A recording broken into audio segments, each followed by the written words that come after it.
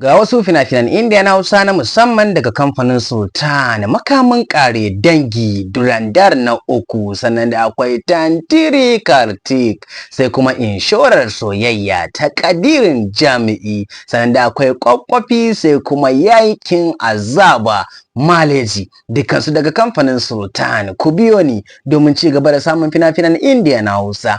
Idan ka san fina-finan Indiya na Hausa suna baka wahala, kai ma baka samun su akan lokaci, ko kuma za su fita a yau amma ba za ka same su ba sai kusan sati ya gewayo, da ka je wajen dan downloading zai ce maka ai babu shi. To tsofaffin fina-finai da kuma sababbi ko yau aka saki fina-finan Indiya na Hausa, ka zo ka saurari yadda za ka dinga samun su kai tsaye akan wayarka, da kanka za ka dinga zabar duk wanda kake so ka sauka akan wayarka, kuma daga kowanne kamfani da ka san yana fassara fina-finan Indiya na Hausa, da waɗanda na kawo muku tallan su da wanda ban kawo muku tallan su ba. To muddin ka zo ka biya kuɗin ka aka saka ka a cikin wannan group din namu na BIP, to zaka ci gaba da kodumo da fina-finan Indiya na Hausa ko waɗanne kala, kama daga kamfanin Algaita, Sultan, Yusuf Zamani, Mega Dealer, Dilop, Fikira, Al-Hussein da ma dai sauran kamfanonin da suke fassara fina-finan Indiya na Hausa. To muddin ka zo ka biya 'yan kuɗin ka aka saka ka a cikin wannan tsarin, mutumina, fina-finai sai dai in ka sauke ma ka tura mu wasu. Don haka ina 'yan downloading, ina masu kallon ɗaya-ɗaya, ga hanya sauƙaƙƙiya ta samun fina-finan Indiya na Hausa. Kawai ka ɗauki number da kake gani akan wannan bidiyo,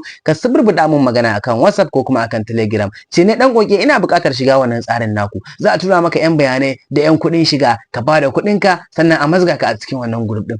Lalle idan ka shiga wannan group ɗin to kai ma sai ka kawo wasu sun shiga, domin a iya nan ne ake samun fina-finan Indiya na Hausa yanzu haka. Za ka zo kan YouTube ko kan Bidmate kai sacin na fim, amma ba za ka samu ba, sai dai ka ta ganin tallace-tallace ko kuma tsinke-tsinke. To ga hanya sauƙaƙƙiya, babu wayo babu yaudara. Lalle idan kana buƙatar wannan tsarin, ga number nan kamar da yadda na faɗa a baya, kawai ka ɗauka ka anta mu magana akan WhatsApp.